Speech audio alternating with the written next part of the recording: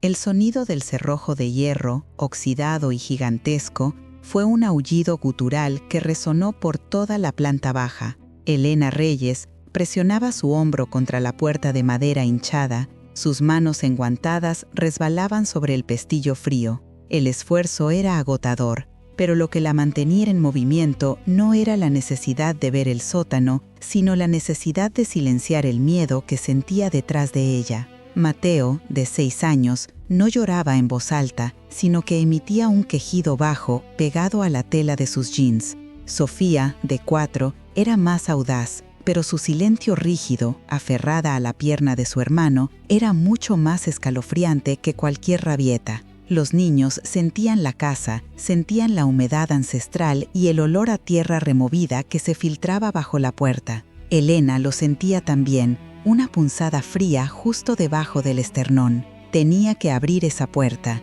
tenía que demostrarles y demostrarse a sí misma que no había nada que temer. Antes de continuar, cuéntame en los comentarios de qué ciudad y país nos estás viendo. Me encanta saber que esta historia llega a todo el mundo. 6 meses antes, la vida de Elena era una rutina predecible y cómoda en las afueras de Portland, Oregón. Daniel, su esposo, trabajaba como ingeniero de software y ella se dedicaba a la crianza de sus 2 hijos. Era una vida de hipoteca, cuentas por pagar y la promesa de unas vacaciones en la costa. Todo eso se hizo añicos en un instante, en la curva nevada de una autopista interestatal cuando un camión perdió el control. Daniel no regresó. La sacudida emocional fue solo el principio. Lo que siguió fue una caída libre financiera. El seguro de vida resultó ser insuficiente para cubrir las deudas inesperadas que Daniel había ocultado, producto de un pequeño negocio que intentó levantar en secreto y que fracasó estrepitosamente. Elena tuvo que vender el auto, hipotecar lo poco que quedaba y finalmente desalojar su hogar. Fue entonces cuando apareció el abogado, un hombre pequeño y pulcro, con gafas de montura dorada. «Señora Reyes», había dicho, ajustándose las gafas. Su esposo, Daniel, era el único heredero vivo de su tía abuela, la señorita Lidia Salgado. Ella falleció hace 3 semanas en Black Creek. Le ha dejado la propiedad. Elena frunció el ceño. ¿Black Creek? Nunca oí a Daniel mencionar a una tía abuela. El abogado se encogió de hombros, consultando sus notas. La familia Salgado estaba distanciada. La señorita Lidia vivía en una granja antigua, bastante aislada. El valor catastral es bajo, pero la propiedad está libre de deudas. Es grande, 110 acres. 110 acres. Parecía una bendición, una intervención divina. En su desesperación, Elena no se detuvo a investigar por qué la propiedad estaba tan lejos, tan olvidada, o por qué Daniel nunca había hablado de su familia paterna. Simplemente la vio como un refugio, un lugar donde sus hijos podrían tener espacio para correr y ella podría recomenzar. Black Creek resultó ser menos un pueblo y más una colección de casas desvencijadas apiñadas junto a un camino forestal al sur de Oregón. El aire era pesado y olía constantemente a pino húmedo y tierra mojada. Había una única tienda general, una gasolinera que parecía haber cerrado hace una década y un silencio que oprimía los tímpanos. La casa era una monstruosidad victoriana de madera oscura, con 3 pisos y un porche que se hundía peligrosamente. Los árboles la habían engullido, las vides trepaban por las ventanas rotas del ático y el jardín frontal era una selva de maleza y rosas silvestres mutantes. Al llegar, Elena sintió que no era ella quien entraba en la propiedad, sino que la propiedad la estaba absorbiendo a ella. El interior era peor. Estaba congelado en el tiempo de 1950. Muebles pesados cubiertos con sábanas de lino amarillentas, un olor penetrante a naftalina y moho y una oscuridad perpetua. Lidia Salgado había sido, evidentemente, una acumuladora. Cada habitación estaba atestada de libros viejos, porcelana rota y cajas apiladas que Elena no tenía la energía de inspeccionar. Las primeras semanas fueron un infierno. Elena limpió sin descanso, tratando de crear un espacio habitable. Lo único que la mantenía cuerda era la promesa de que, una vez que la casa estuviera mínimamente presentable, podría venderla y usar ese dinero para comprar algo pequeño y moderno cerca de la civilización. Pero la casa tenía otros planes. Los crujidos eran constantes. No eran los ruidos normales de asentamiento de una casa vieja, eran sonidos deliberados, como pasos arrastrados en el piso de arriba cuando Elena estaba abajo, o el sonido suave de un objeto siendo empujado en una habitación vacía. Mateo comenzó a hablar con un amigo invisible que, según él, vivía en las paredes. Sofía se negaba a dormir si no era con una lámpara encendida. Elena trató de racionalizarlo. Era aislamiento, era estrés postraumático, era la estructura de la casa. Pero había una presencia, un peso en el aire, que se volvía más denso cuanto más se acercaba al centro de la casa. El centro era el sótano. Daniel nunca habló de esta familia y Elena estaba empezando a entender por qué. Parecía que Lidia Salgado había guardado no solo objetos, sino también secretos muy pesados. Esa tarde, la urgencia de abrir la puerta del sótano surgió de la necesidad práctica. El sistema de calefacción, una caldera antigua y ruidosa, había dejado de funcionar en medio de una ola de frío inesperada. Si no la revisaba, sus hijos se congelarían. Elena se armó de valor, tomó la linterna más potente que tenía y enfrentó la puerta al final del pasillo de servicio, junto a la cocina. Regresamos al presente, al grito metálico del cerrojo. La puerta finalmente cedió con un gemido de madera rasgada. Un chorro de aire helado y espeso salió disparado, trayendo consigo un olor indescriptible, tierra húmeda, carbón y algo más, algo mineral y estancado, como sangre seca y óxido. Elena encendió la linterna. El haz de luz cortó la oscuridad total. Las escaleras de madera eran empinadas y peligrosas, cubiertas de tierra y telarañas que colgaban como cortinas sucias. El sótano era inmenso, el piso de tierra apisonada y las paredes de piedra irregular. Era mucho más grande de lo que la huella de la casa sugería, como si se extendiera bajo el jardín. «Quédate aquí, Mateo. No muevas ni un pie de este pasillo. Solo voy a ver la caldera», susurró Elena, su voz sonando forzada. Mateo asintió, su rostro pálido reflejando la luz de la linterna. Elena descendió con cautela. Cada paso sobre la madera podrida era un riesgo. Abajo, el ambiente era opresivo. Había vigas de soporte gruesas cubiertas de hongos blancos. A la derecha vio la caldera, un monstruo de hierro oxidado y válvulas complejas que parecía más una máquina de tortura que un sistema de calefacción. Dejó la linterna sobre una pila de leña polvorienta y se acercó a la caldera. Estaba fría, completamente muerta. No tenía idea de cómo repararla, pero al menos sabía que no había peligro inminente de explosión. Mientras se giraba para subir, su linterna se posó sobre la pared más alejada del sótano. A diferencia del resto de las paredes de piedra, esta sección estaba revestida con estanterías de madera maciza, llenas de frascos de vidrio sellados, etiquetas ilegibles y herramientas antiguas y oxidadas. Estaba claro que este había sido el espacio de trabajo de Lidia Salgado, tal vez para conservar alimentos o, a juzgar por la atmósfera, para algo mucho más hermético. Elena decidió echar un vistazo rápido. Buscaba un interruptor general, un fusible. Mientras movía una pila de periódicos amarillentos que databan de 1978, notó una anomalía en la estantería central. Un panel. La estantería no era continua. Detrás de una fila de frascos vacíos había una sección de madera que parecía ligeramente desplazada, con una hendidura fina y casi invisible que la separaba del resto del muro. No era parte de la estructura. Era una puerta, un escondite. Una oleada de adrenalina pura barrió el miedo inicial. La curiosidad, la eterna perdición de Elena, se impuso. ¿Qué guardaría una mujer tan excéntrica en un escondite tan elaborado? ¿Dinero? ¿Joyas? Algo que le permitiera vender la casa y finalmente irse de Black Creek. Con cuidado, retiró los frascos y la pila de periódicos. La madera del panel no tenía manijas, pero al pasar su mano por la superficie, sintió el borde y el metal frío de lo que parecía ser una pequeña cerradura incrustada, camuflada bajo una capa de suciedad. Tuvo que usar la punta de una vieja palanca que encontró tirada en el suelo para hacer palanca en la hendidura. La madera rechinó, pero no se abrió. La cerradura era el problema. Desesperada, rebuscó en su bolsillo.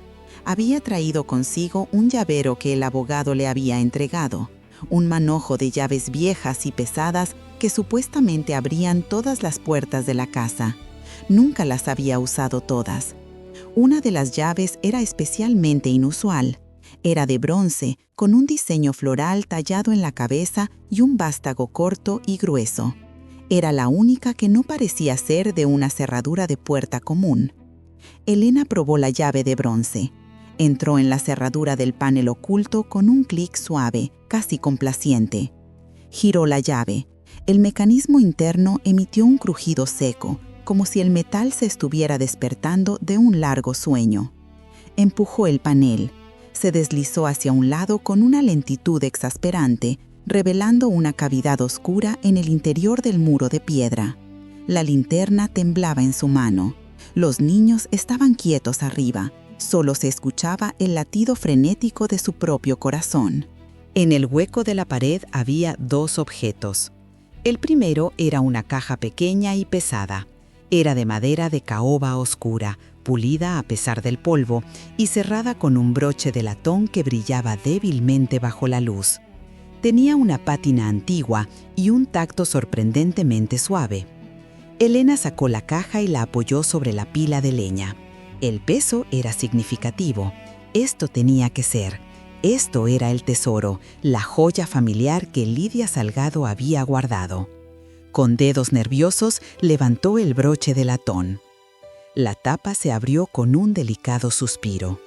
En el interior no había diamantes ni barras de oro. Había algo mucho más personal y, de alguna manera, mucho más inquietante. El primer objeto dentro de la caja era una llave. No una llave de bronce antigua como la que usó para abrir el panel, sino una llave de hierro forjado, grande, de aspecto medieval, con una cabeza tallada en forma de un pájaro con alas plegadas. Y debajo de esa llave, cubriendo el fondo de terciopelo desgastado, había un diario. Era un cuaderno de tapas de cuero negro, grueso y abultado. Estaba atado de forma inusual con un listón de seda, no en el habitual color crema o pastel, sino en un rojo oscuro, casi color sangre seca. Elena sintió un escalofrío al tocar el cuero frío.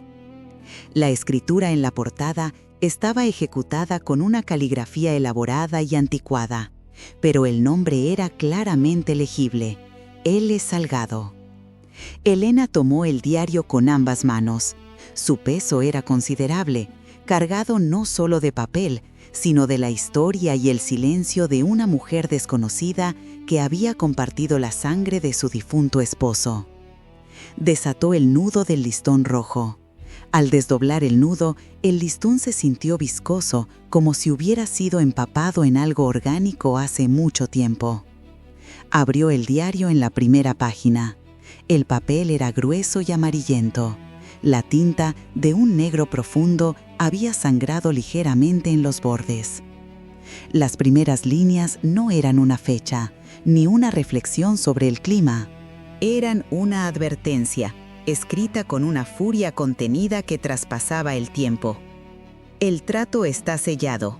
El precio ha sido pagado. El niño que vendrá llevará la marca, y el silencio es la única arma contra el que espera. Lo que se perdió en la tierra ahora es una deuda con el abismo. Elena sintió que el aire se le iba de los pulmones. Esto no era el diario de una anciana excéntrica, era el testamento de una locura profunda o de una verdad familiar que Daniel había preferido enterrar. Su mirada se dirigió inmediatamente a la clave de hierro forjado que seguía dentro de la caja. ¿Qué puerta abriría esa llave? ¿Y qué era lo que esperaba la tía abuela Lidia?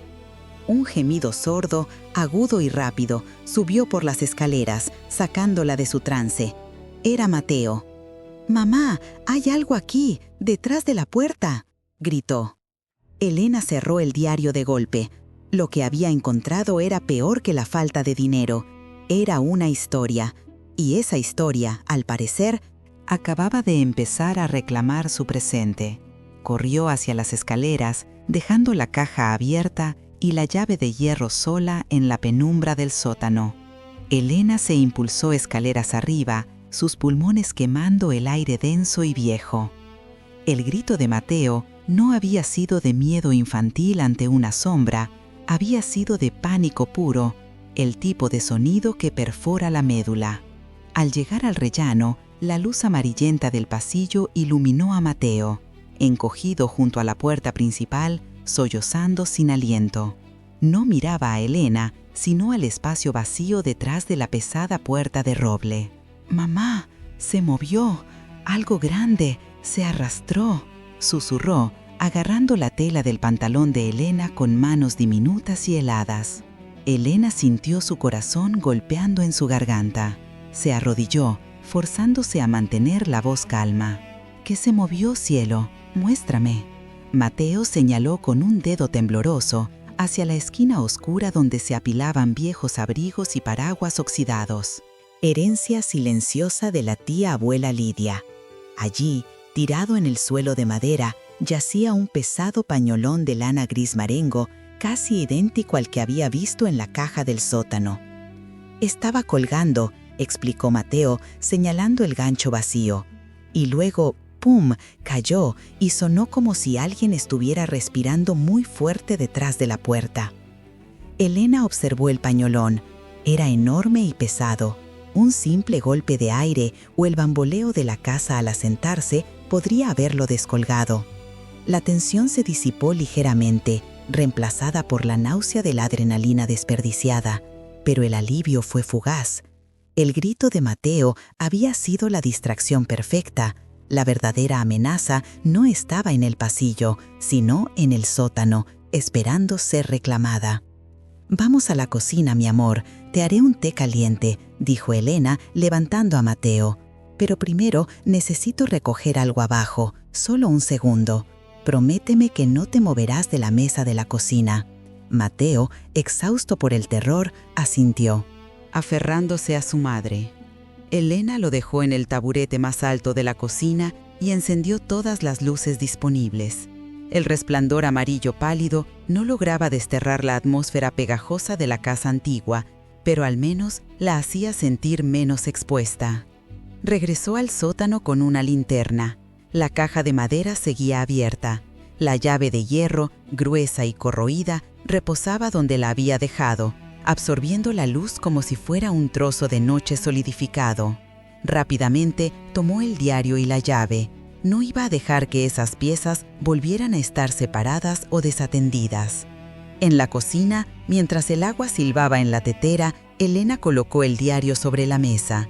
El cuero estaba reseco y agrietado. Abrió el libro, buscando las últimas líneas que la habían aterrorizado.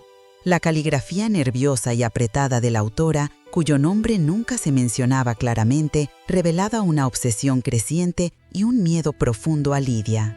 Leyó en voz baja descifrando: «Me quito la piel, sujetando la luz en mi sangre». Me dijo que la llave era la única forma de apaciguar lo que venía, que la tierra, decía ella, es una madre celosa, y que lo que estaba sellado debía permanecer sellado, hasta el día que la madre tierra decidiera reclamar su parte. La llave de hierro abre lo que ya no respira, pero que espera. Bajo el ciprés viejo, donde el pozo seco ha sido olvidado, allí yace el camino a su descanso. Elena sintió un escalofrío que no tenía nada que ver con el aire helado del sótano. La llave de hierro la tenía en su mano. El ciprés viejo era un punto de referencia claro, y el pozo seco insinuaba una entrada, no una tumba convencional. «¿Qué descansa, mamá?», preguntó Mateo en un susurro, habiendo escuchado las últimas palabras. Elena cerró el diario de golpe. «Solo una historia vieja, mi amor, una muy, muy tonta. ¿Quieres galletas con tu té?». Mateo aceptó, pero sus ojos seguían fijos en la llave. Elena esperó hasta que Mateo estuviera profundamente dormido en la cama. Eran casi las 2 de la mañana. El silencio de la casa era opresivo, solo roto por el crujido ocasional de la madera. Se puso ropa abrigadora, se armó con la linterna más potente que pudo encontrar y guardó la pesada llave de hierro en el bolsillo de su chaqueta. Salió por la puerta trasera que daba a un jardín trasero descuidado. La luna llena, velada por una fina niebla, proyectaba sombras largas y distorsionadas. El jardín de la tía abuela Heridia era un caos de maleza y arbustos espinosos, olvidado durante décadas. Elena buscó el ciprés. No fue difícil de encontrar. En la esquina más lejana y más oscura de la propiedad, donde la cerca de alambre se había rendido ante la rumbre, se alzaba un ciprés colosal, su copa negra como una mancha de tinta contra el cielo nocturno. Sus raíces, gruesas como serpientes, se hundían en la tierra dura. El aire cerca del árbol se sentía notablemente más frío y olía a tierra húmeda y moho. Elena encendió la linterna, barriendo el haz de luz alrededor de la base del árbol. Había montones de hojas caídas y ramas secas. Ella empezó a patear y mover la hojarasca. Y entonces lo vio. A unos 3 metros del tronco principal del ciprés, la tierra no era maleza ni barro, sino piedra. El haz de luz reveló un círculo perfecto de ladrillos antiguos, cubiertos de musgo espeso, y sellados en el centro por una losa de concreto irregular, apenas visible bajo la suciedad. Era el pozo seco. No era profundo, sino ancho, y claramente había sido cubierto y ocultado deliberadamente. Elena se arrodilló, su respiración se aceleró. Quitó la tierra y el musgo de la losa de concreto. En el borde, justo donde la piedra se unía a los ladrillos, había un mecanismo. Un pesado anillo de hierro oxidado hundido en la superficie y justo al lado un ojo de cerradura igualmente antiguo y corroído. Sacó la llave del bolsillo. Era la llave. El hierro oscuro, con su patrón intrincado, encajó perfectamente en la cerradura. La llave giró con un chirrido espantoso, un sonido de metal protestando después de años de silencio. El mecanismo liberó el anillo. Elena se puso de pie, tiró del anillo con todas sus fuerzas. El pozo había sido sellado con un peso considerable. Después de varios tirones, la losa cedió. Un ruido sordo resonó en la noche, y un olor repentino y agrio, como a mineral y a humedad estancada, brotó del agujero. El pozo no era profundo. Elena apuntó la linterna hacia abajo. Unas escaleras de piedra toscamente talladas descendían apenas 2 metros hasta un rellano estrecho. El espacio era pequeño, quizá un antiguo depósito de agua o un búnker de raíces como había sospechado. La curiosidad, mezclada con un terror punzante, la empujó hacia adelante. No podía detenerse ahora. Lidia, el diario, la llave, todo conducía a este punto bajo la tierra.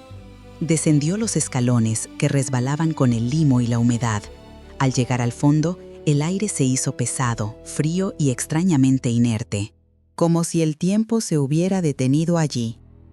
El rellano se abría a una pequeña cámara rectangular, de paredes de piedra desnuda, sin ventanas. Era un espacio diminuto, apenas lo suficientemente grande para que una persona se diera la vuelta. Elena barrió la linterna por el suelo de tierra compactada. No había dinero. No había joyas, no había más diarios. En el centro de la cámara había un único objeto. Era un arcón de madera, de roble oscuro, pesado y antiguo, reforzado con bandas de hierro negras. Estaba encadenado al suelo con unas gruesas cadenas que se hundían en el cemento, aunque no tenía cerradura visible. Parecía diseñado para contener algo que no quería moverse o que no debía ser movido. Elena se acercó temblorosa, la linterna enfocando el objeto. El arcón era intimidante, pero no era la revelación impactante que la hizo retroceder con un jadeo mudo. La revelación no estaba dentro del arcón, sino justo detrás de él. Detrás del pesado arcón, tallada en la fría pared de piedra, había una hornacina, un nicho pequeño y poco profundo. Y dentro de esa hornacina no había una estatua ni un recuerdo, sino lo que parecía ser una especie de altar improvisado. Había huesos.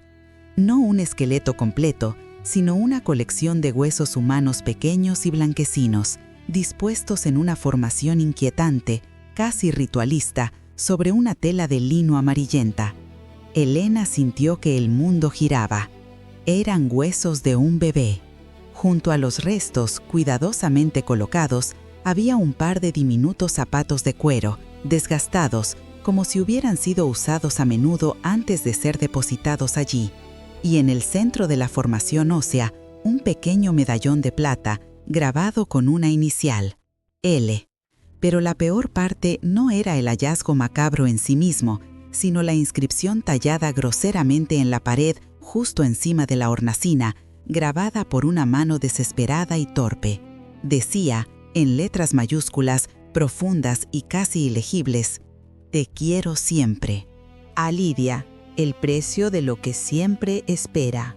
Elena se desplomó de rodillas en la tierra húmeda, la llave que abría lo que la tierra reclamaba, el pozo seco. La tía abuela Lidia no solo había sido una mujer cruel y excéntrica, había sido la guardiana de un secreto atroz. Un niño había sido enterrado, o peor, sellado aquí, bajo su ciprés. Y el diario no era el relato del miedo a Lidia, sino el testimonio del miedo a su cargo, el secreto que ella mantenía en la tierra fría. La clave de hierro no abría una caja de dinero, abría el camino a una tumba secreta y a la espantosa evidencia de lo que la familia había sacrificado para apaciguar a lo que siempre espera. Y ese arcón de roble, encadenado al suelo, ese, se dio cuenta Elena con horror creciente, no contenía objetos. Parecía ser un sarcófago improvisado. Mientras la luz de su linterna parpadeaba, amenazando con dejarla en la oscuridad absoluta con los restos óseos, Elena se percató de que la inicial en el medallón no era de Lidia, sino del bebé que había muerto, o de la persona que lo había puesto allí. Intentó levantarse, el pánico inundándola, pero entonces su pie tropezó con algo. Miró hacia abajo. Justo al lado de la entrada de la cámara, oculto a la vista inmediata por la sombra del arcón, había un segundo nicho, mucho más pequeño. Dentro de él no había huesos, sino una pila de papeles encuadernados, más amarillos y frágiles que el diario que había encontrado en el sótano. Y encima de esos papeles había un cabello, una trenza de cabello rubio, fino como seda, atada con una cinta descolorida, cortada de forma limpia y ritual. Era el cabello de un niño. Elena recogió el fajo de papeles temblando, olvidando por un momento la macabra hornacina del bebé. Al desplegar la primera página, reconoció la misma caligrafía nerviosa, pero esta vez el texto estaba dirigido a alguien, a mi confesor. Y la primera línea, grabada con tinta desvanecida, revelaba la verdad que el diario del sótano había ocultado deliberadamente. Yo, Sara, he llevado el peso de este crimen durante 50 años. Elena leyó el nombre. Sara. La autora del diario no era una pariente lejana. Sara era su tía abuela, la hermana de su abuelo, desaparecida de la historia familiar. Y esa Sara, la autora de ambos diarios, no era la víctima, sino la cómplice. Y su confesión estaba esperando, sellada bajo tierra, junto a los restos de un niño. El aire del sótano se había espesado hasta convertirse en una masa tangible de miedo y tierra húmeda. Elena no podía respirar. No era el polvo ni el olor a moho, era el medio siglo de silencio comprimido en esas pocas líneas de tinta desvanecida. La voz de Sara, su tía abuela, ya no era un murmullo fantasma, era una confesión gritada. Soltó el segundo diario sobre el montón de tierra removida, sintiendo náuseas tan intensas que tuvo que apoyarse en el frío muro de piedra. Sara, la hermana de su abuelo, la mujer que la familia había borrado de la historia, no solo había presenciado un asesinato, lo había encubierto, y el secreto estaba sepultado justo donde Elena estaba arrodillada, el peso de un cuerpo pequeño, un niño. La frase final del diario, el nombre del niño, se retorcía en su mente. «Perdónanos, pequeño Thomas». Elena se arrastró lejos del hueco, sus manos temblaban, manchadas con la tierra arcillosa y la culpa ajena. Abrazó el pequeño cofre metálico. Era la prueba, el nexo final entre el pasado críptico y la realidad violenta. La llave que había encontrado en el primer diario, el de las recetas, encajaba perfectamente en la cerradura oxidada. El clic resonó en el sótano como el disparo de un cañón. Al levantar la tapa, el olor que escapó no fue a descomposición, sino a antigüedad sellada, un perfume seco de papel antiguo, metal frío y algo más denso, metálico, casi dulzón. No había más diarios, había dinero, mucho dinero. No eran billetes modernos, eran fajos gruesos de moneda de alta denominación, obsoleta, apilados con una precisión casi militar. Los billetes estaban atados con cordeles que se desintegraban al tacto, mostrando el tinte amarillento del tiempo. Junto al dinero, envuelto en un pañuelo de seda descolorido, había un juego de joyas, 2 anillos gruesos con piedras opacas y un collar de perlas que reflejaba débilmente la luz de su linterna. Elena deslizó un fajo fuera de la caja.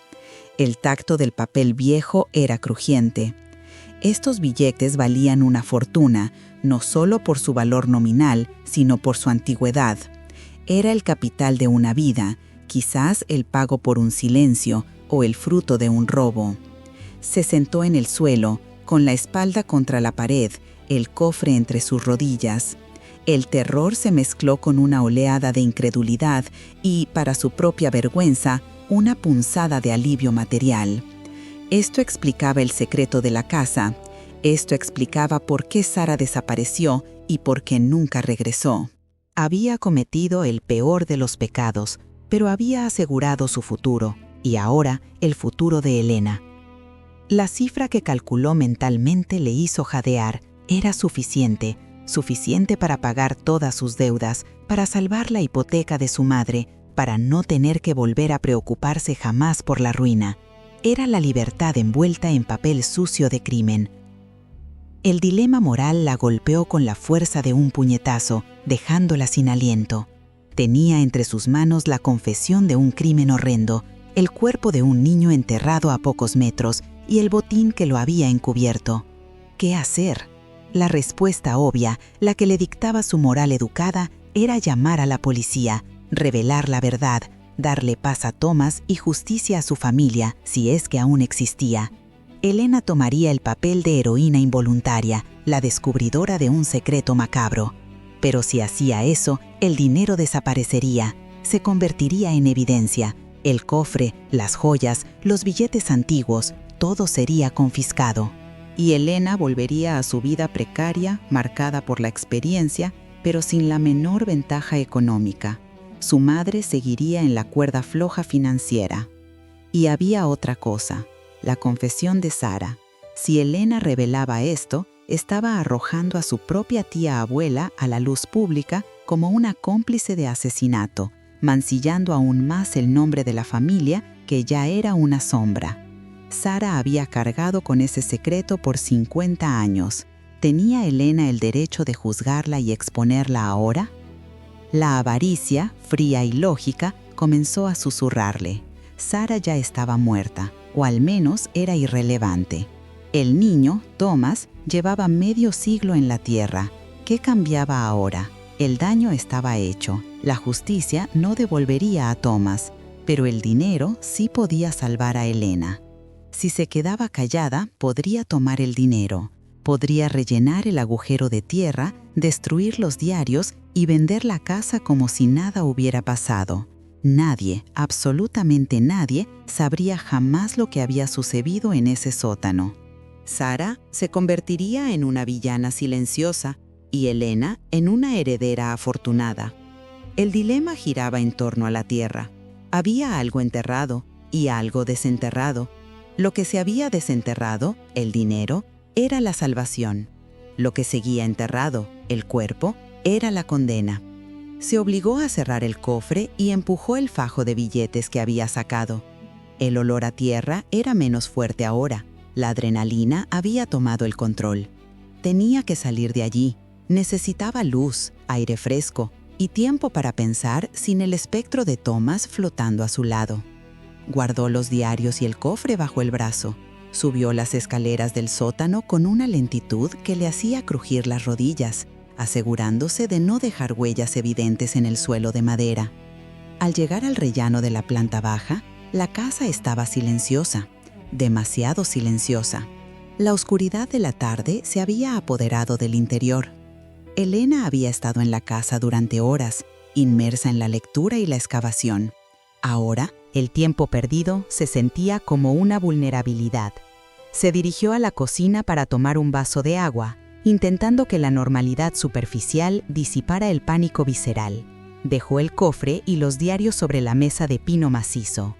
Mientras bebía, sus ojos vagaron hacia la ventana que daba al patio trasero y al camino de entrada. El sol había caído por completo. La propiedad estaba rodeada por la oscuridad del campo abierto, solo interrumpida por la luz distante de la luna. Entonces lo vio. Una luz, no de la luna, sino de una fuente artificial. Un par de haces débiles que se movían lentamente más allá de la cerca de la propiedad. Un coche. No era su coche. Su viejo sedán estaba aparcado cerca de la puerta principal. Este vehículo se movía lentamente por el camino de acceso, como si estuviera inspeccionando la fachada o quizás buscando algo. Elena se quedó congelada, el vaso de agua a medio camino de sus labios. La casa estaba supuestamente vacía.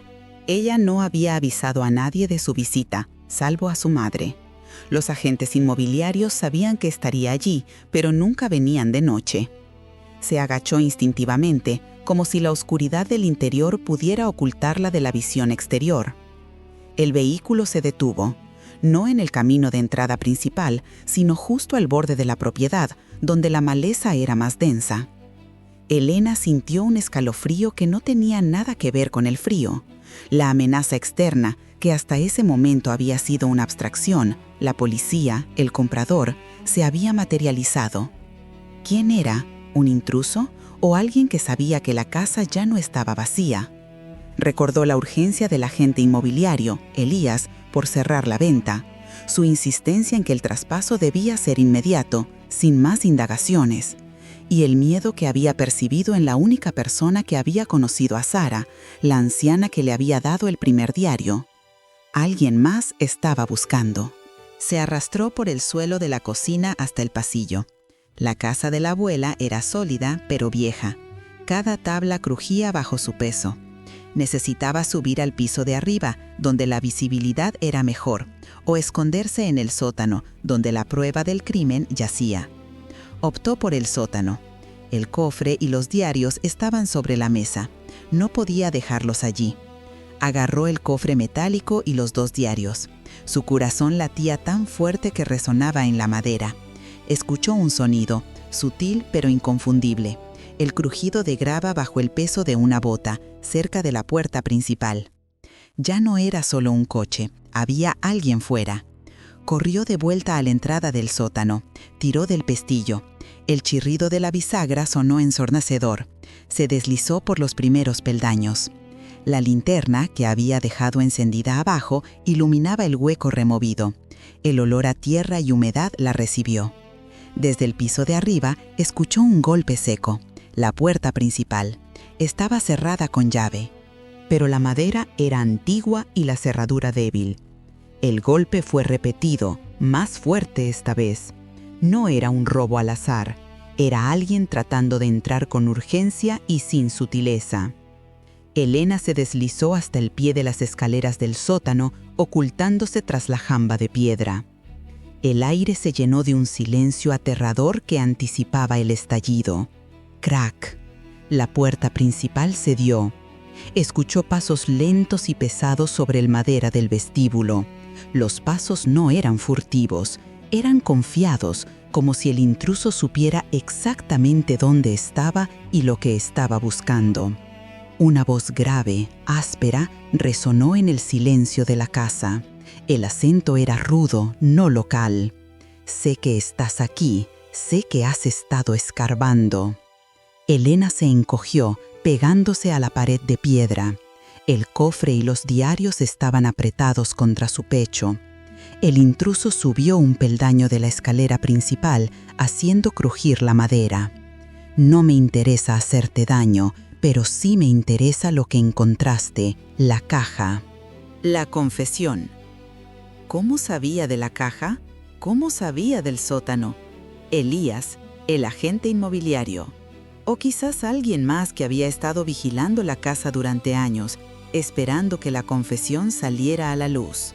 Los pasos se dirigieron hacia la cocina. Elena podía oír el roce de la tela gruesa contra la pared.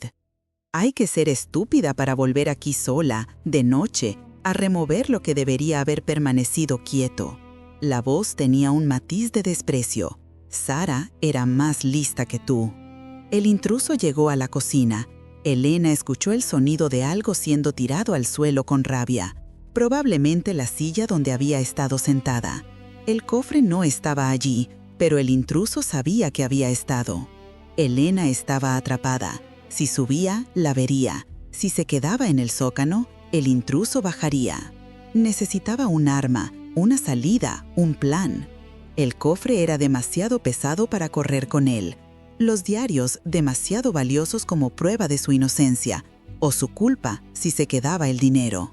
El intruso se acercó a la entrada del sótano, justo encima de ella. Elena contuvo la respiración hasta que sus pulmones ardieron. La luz de una linterna potente, mucho más fuerte que la suya, se encendió arriba. El haz cruzó la abertura del sótano. «Vamos, muchacha, dame lo que es mío, y te dejo ir». Elena vio la silueta de la bota justo en el borde de la escalera. El intruso iba a bajar. El peligro era inminente y palpable. Su mente se dividió en dos caminos urgentes.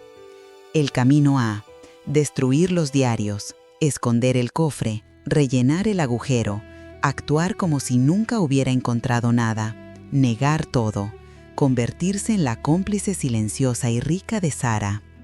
El camino B: gritar, correr al teléfono, salir del sótano y enfrentar al intruso, usando el secreto de Thomas y el botín como palanca, confesar el crimen a la policía y aceptar las consecuencias.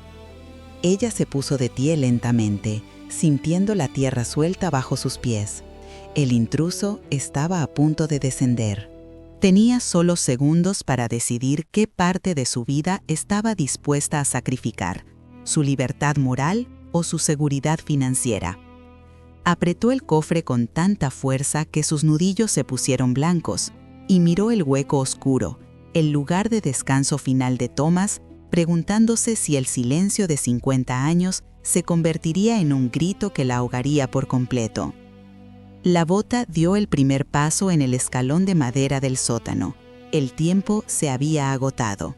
El crujido del primer escalón de madera fue el sonido más antiguo que Clara había escuchado jamás. Resonó en el sótano como la sentencia final de un juez cansado. No era solo la madera cediendo, era el tiempo que se rompía. Clara se pegó a la pared de roca húmeda, el cofre de latón frío hundido contra su pecho. La oscuridad del rincón era casi sólida, cortada solo por el débil halo que se filtraba desde arriba. El intruso descendió despacio, midiendo la profundidad. El peso de su cuerpo resonando en los barrotes de su celda personal. Una linterna pequeña pero intensa cortó la negrura. El haz danzó sobre el piso de tierra apisonada, revelando pilas de trastos, frascos vacíos y, peligrosamente cerca, la tela de arpillera que cubría el área de Thomas. Clara sintió el aliento detenerse, el pánico burbujeando como ácido en su garganta. El hombre, robusto y cubierto con una chaqueta de lona oscura, estaba ahora en el último escalón. No parecía un ladrón común, su postura era demasiado profesional, su respiración demasiado contenida. Era un ejecutor. El haz de luz se detuvo justo en el centro del sótano, buscando algo obvio, una caja fuerte, un escondite. Clara sabía que el hombre no buscaba solo dinero, buscaba la prueba de que ella podía pagar el silencio, el elemento de chantaje. Thomas era el elemento de chantaje. En ese instante, Clara comprendió que la seguridad financiera y la moralidad ya no eran opciones mutuamente excluyentes, eran armas que debía usar simultáneamente. Si perdía el dinero, perdería todo. Si revelaba a Thomas para asustarlo, aún tendría el dinero, pero el secreto quedaría expuesto al menos a una persona viva más. El intruso avanzó 2 pasos hacia el centro. Su bota levantó una bocanada de polvo de tierra seca y moho. Clara tomó su decisión, un frío escalofrío de pragmatismo asesino recorriéndole la espalda. El miedo se había ido, reemplazado por la necesidad brutal de supervivencia. Soltó el cofre de latón. El metal pesado cayó al piso con un sordo golpe que sonó ensordecedor en el silencio subterráneo. El intruso giró la cabeza hacia el sonido, apuntando la linterna directamente al lugar donde Clara se había escondido. «Salga, señora». La voz era grave y monótona. «No quiero hacer esto difícil. Sé que tiene algo valioso allá abajo. Solo quiero lo que me deben». Clara no salió. En su lugar, extendió la mano hacia el único objeto que había permanecido allí por 50 años, olvidado en el rincón más oscuro. La pala de jardín oxidada que había usado una tarde de verano hacía tanto tiempo. Agarró el mango de madera astillada. La linterna la encontró, iluminando solo sus manos y el brillo del metal corroído. «¿Una pala?», se mofó el hombre, avanzando hacia ella con confianza. «No me haga reír». Clara no respondió. Se arrodilló, no para suplicar, sino para excavar. Llevó la pala, no hacia el hombre, sino hacia el parche de tierra cubierto con la tela de arpillera, justo donde Thomas descansaba. El sonido del metal penetrando la tierra fue distinto. No era el sonido de la jardinería, era el sonido de la profanación. Ella comenzó a cavar con una furia silenciosa y desesperada. La tierra seca voló en pequeñas explosiones, golpeando sus propias mejillas y la pared de roca. El intruso se detuvo a 3 metros de distancia.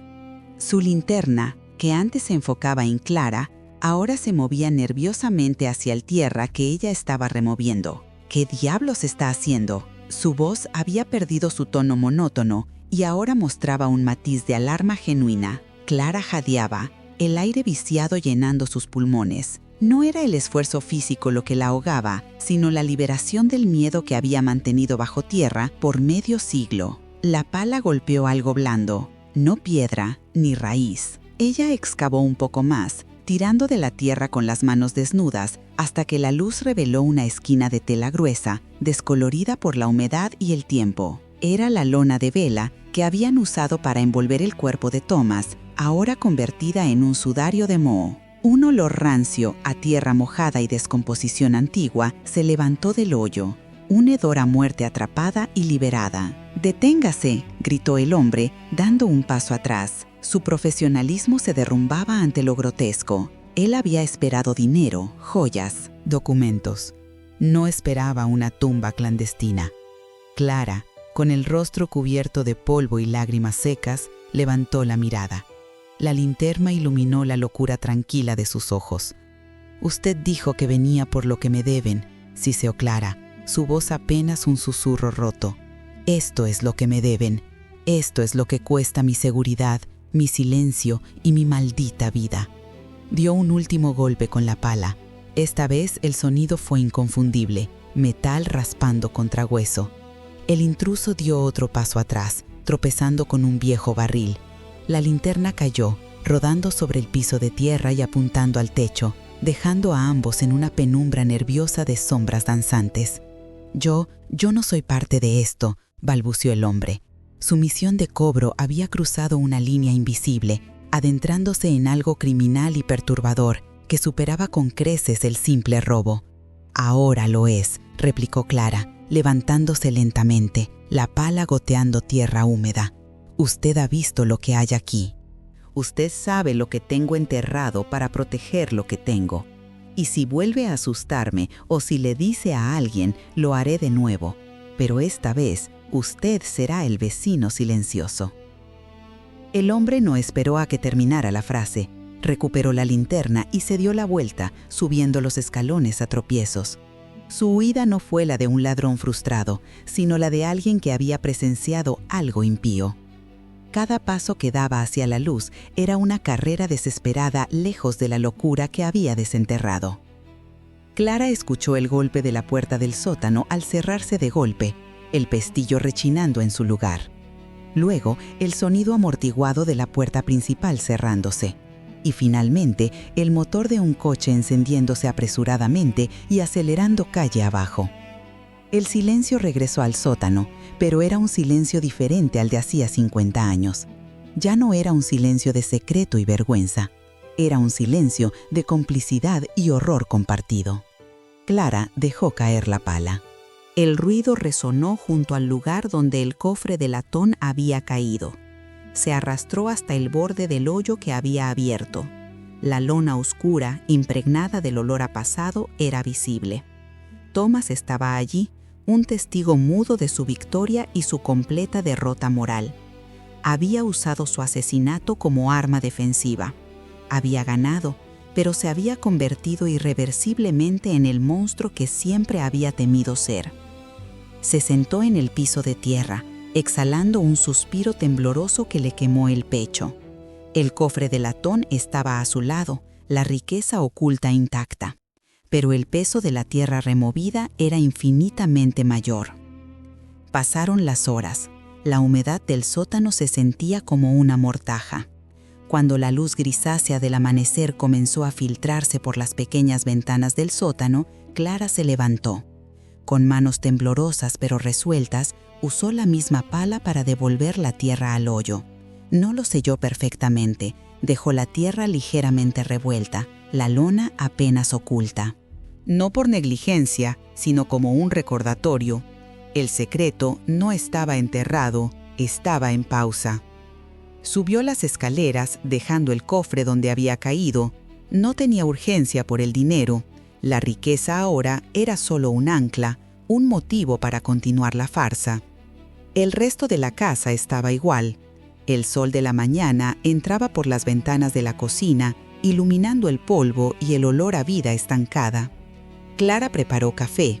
La normalidad de ese acto, el burbujeo familiar del agua, el aroma amargo del café, era una burla a la noche que acababa de vivir. Se sentó a la mesa, mirando por la ventana hacia el jardín, donde las flores de Thomas florecían en el verano tardío.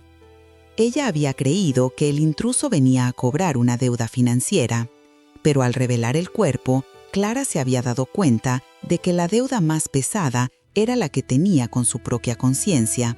Había pagado el precio más alto por la seguridad de su dinero.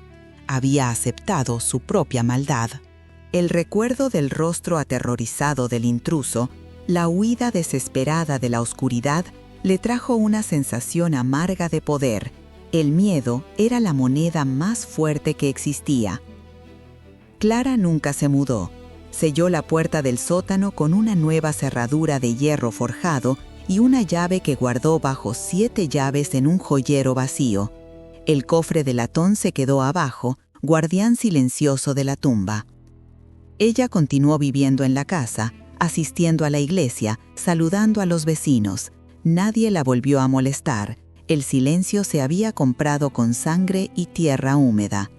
Pero cada noche, al acostarse, el olor del moho y la tierra removida volvía a ella, un perfume persistente que solo ella podía percibir.